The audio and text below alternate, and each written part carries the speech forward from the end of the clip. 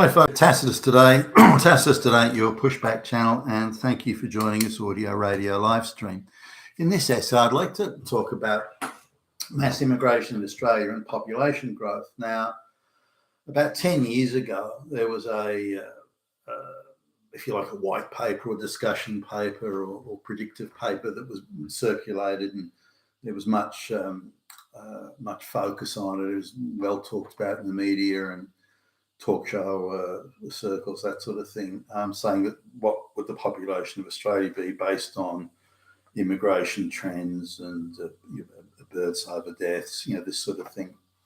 So, and this predicted that the Australian population would be around 24 million. But bear in mind, Australia is the largest island in the world and the smallest continent, but a lot of it is desert and scrubland, so it's not all habitable. But the population just a few days ago supposedly hit 27 million. So within 10 years, 3 million more people, that's 3 million more people have been brought into Australia through the mass immigration system than was predicted even 10 years ago. Now, the 10 years ago, if you look at the plan, they're saying around 24 million by 2030.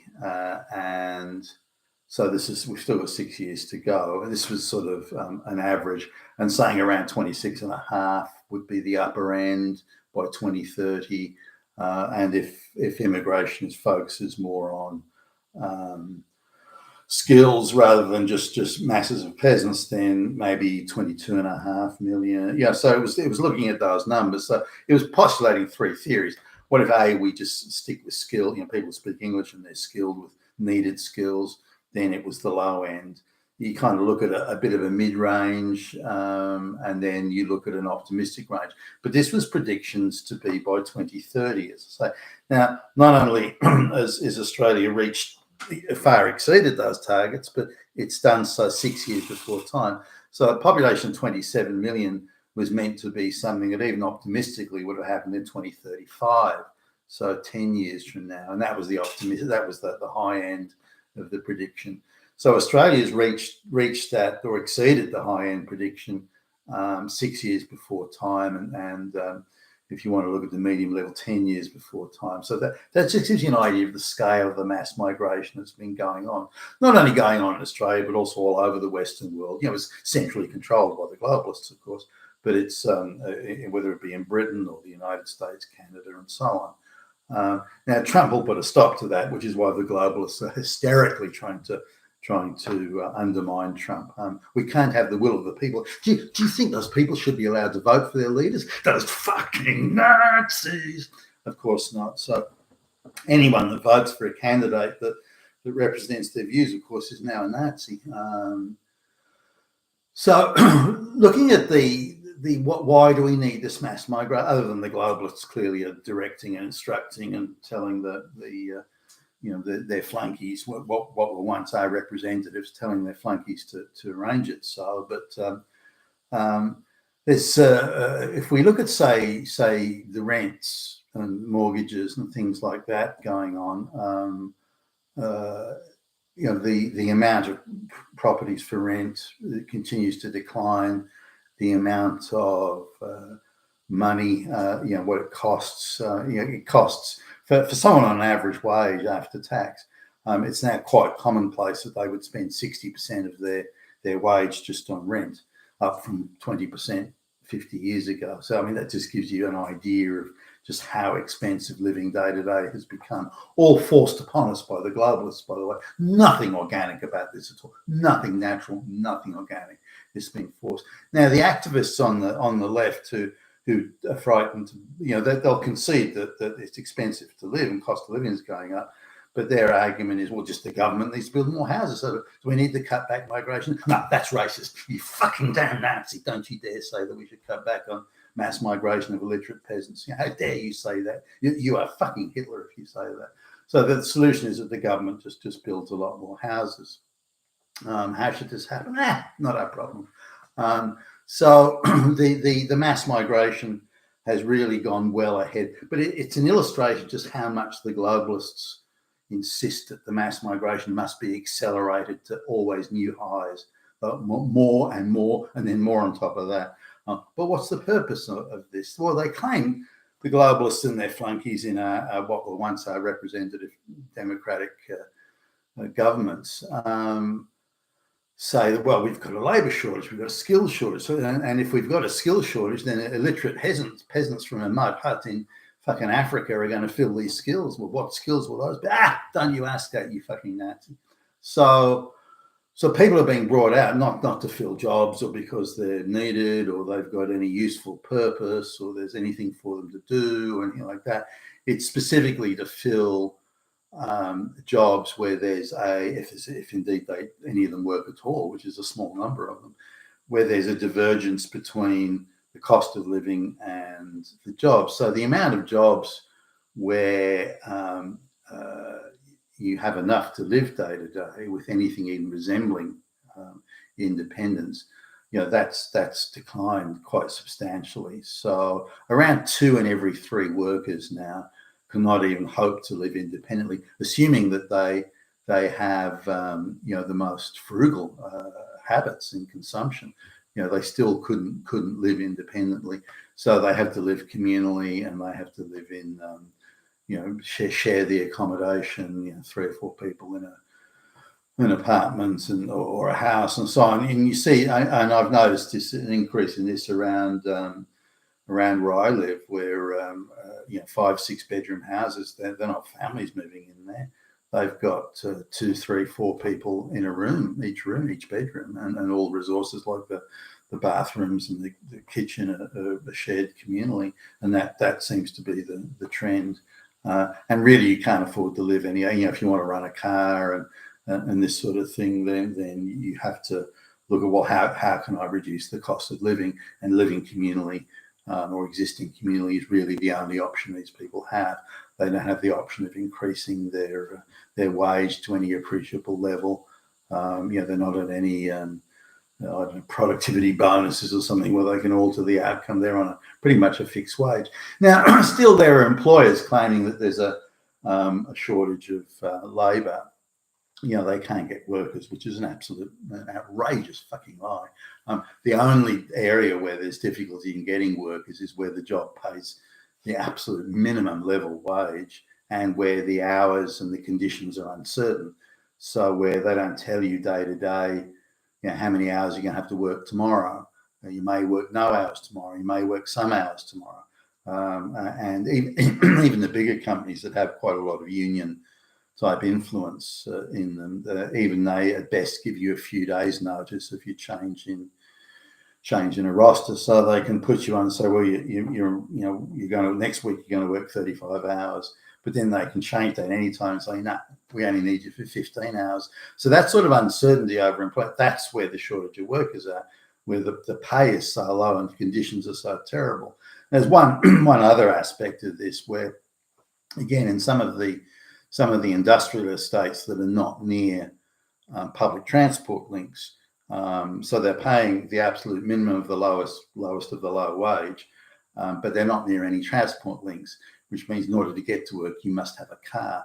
Now, for someone on a minimum wage, running a motor vehicle is an expensive business, given the amount of money they have to spend overall. So these people can't afford to run a car, therefore they can't afford to work at a job that's outside of the transport links and where the pay and conditions are crap. Now there's a huge, and I've mentioned this in previous videos, but there's a huge resistance by employers in Australia. There are some exceptions, but there's a huge resistance to try and make life easier for these people. These people are on the minimum of the minimum wage. Give them, have extensive, we should all be tax deductible, by the way, have extensive, amenities in the place, like, give these people a free breakfast and lunch or something, or meals, like this would make a big difference to their life. When you're on that sort of wage, $1 or $2 it can make a difference. So those sort of things could be done, or maybe have a shuttle bus that goes from the nearest train station, something like that would make a big difference to these people. But instead they complain about, I can't find any workers.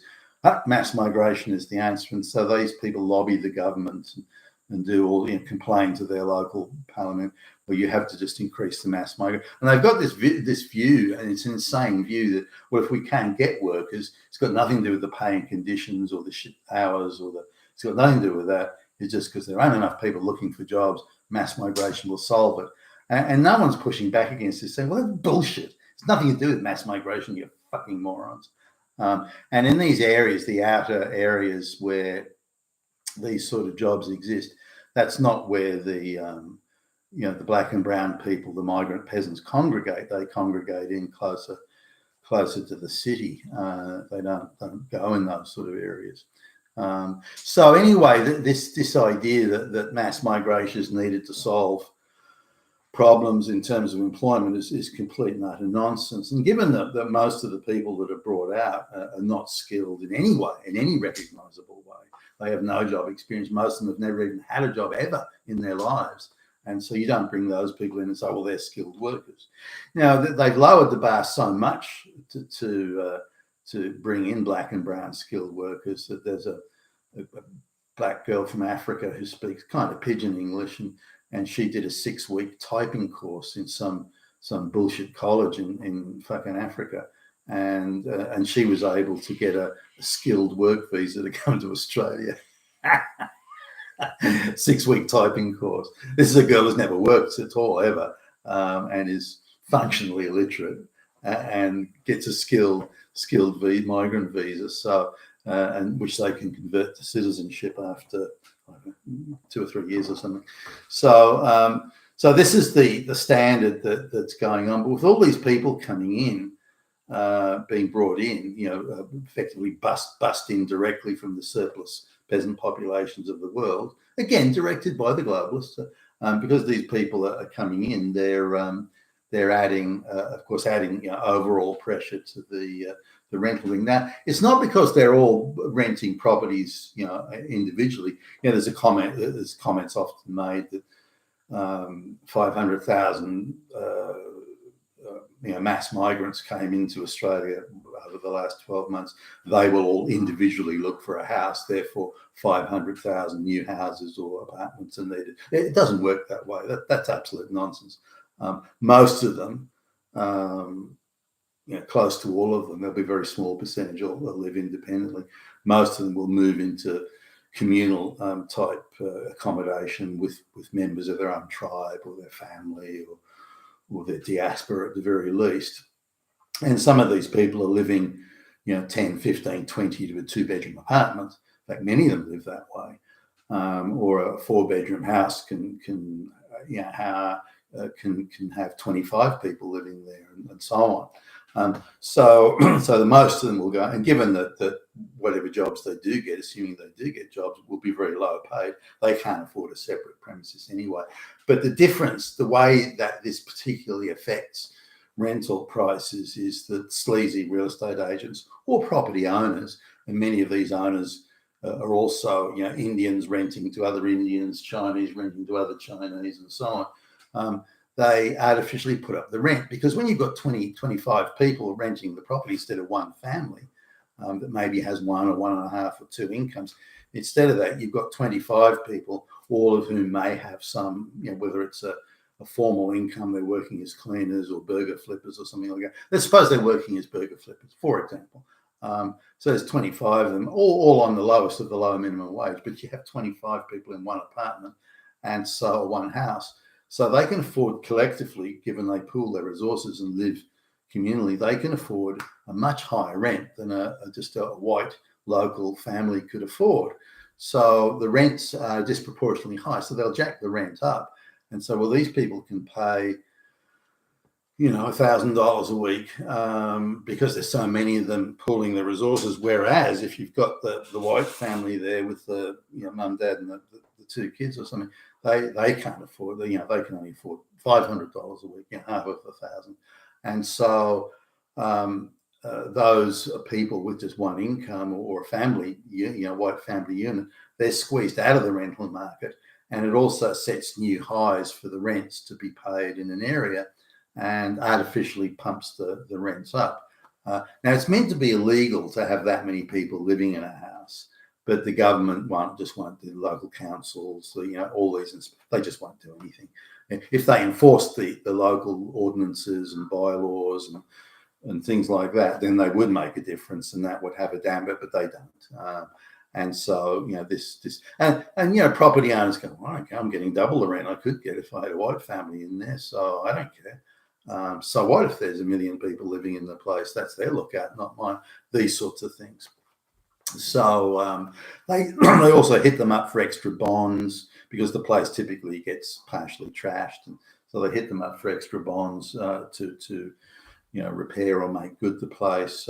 Because a lot of them are living illegally, they don't create too much of a fuss, so they can effectively steal the bond that has to be placed before you can to rent the joint. So there are a whole lot of things that feed into the higher rents. There's also, of course, offshore buyers of property that leave the properties empty. And I see this in the local area, that the properties that have sold, in October, there was a spate of property sales in October last year in the area that seemed to suspiciously all happen at once. They're still, as far as I'm aware, all of them are vacant. All of them are vacant. So again, that's dozens of properties just in my area that are effectively being withheld from the market. So when they say that the number of properties for rent's going down, which reflects demand, which it does to some extent, it also reflects the artificial holding back and keeping empty properties. So the governments could do a lot, apart from reducing or confining immigration to skilled people, which they won't do. The globalists want mass surplus movement of peasants around the world into the first world. That's what the globalists want. That's what they're getting. And they're terrified that somebody like Trump's going to come along and put an end to it, which is why, again, they go to such extraordinary lengths to undermine him.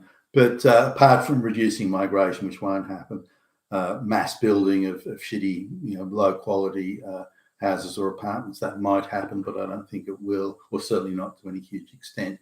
So if they do want to reduce the price of rents, which there doesn't appear to be much interest in doing that, if they have to enforce there's only so many people allowed to live in a house, and rents can't exceed X, rents that are deliberately exploiting the breaking of the law, such as 30 people living in the house, that sort of thing, that has to be cracked down on.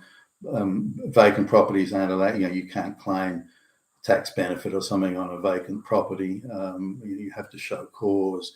All sorts of things could be done. And there are also a number of properties. There are people I know that have, or aware of, who own 250 plus properties, and they're allowed all sorts of tax write-off benefits on that. Now, if you own more than 3 properties, should you be allowed any tax write-off benefit? Maybe you're a property developer and you've just built the apartment block. Aside from that, should people, offshore buyers in particular, but also local nominees that the offshore buyers control, should they be allowed to own 250 properties and be claiming all these tax benefits and using them as sweatshop accommodation for the burger flippers that they bring in from fucking rural India or Pakistan or something like that? All these things need to be looked at and addressed, and then the pressure would definitely come off the rents. But the reality is that for most politicians now, if not the vast majority of politicians in the West, not just in Australia but elsewhere, the majority of their income is now derived from property speculation, whether it be in rental or flipping properties or whatever. And that brings them in direct contact with the big banks and the big financial groups, the BlackRocks and whatever, that allow the politicians to buy very cheap and then 12 months later sell at the very, a super frothed up inflated price to some Chinese mafia goon or something like that. So they can buy the house for $1 million, sell it for $5 million a year later, and pocket a very handsome profit out of that. And so for politicians, the majority of their income now comes not from their salary or representing the people at all, or providing public service. It comes from property speculation. And so they want a frothy property market, because it means there's a shitload of money goes into their pockets. You've been with Tacitus today, your pushback channel, and thank you for listening.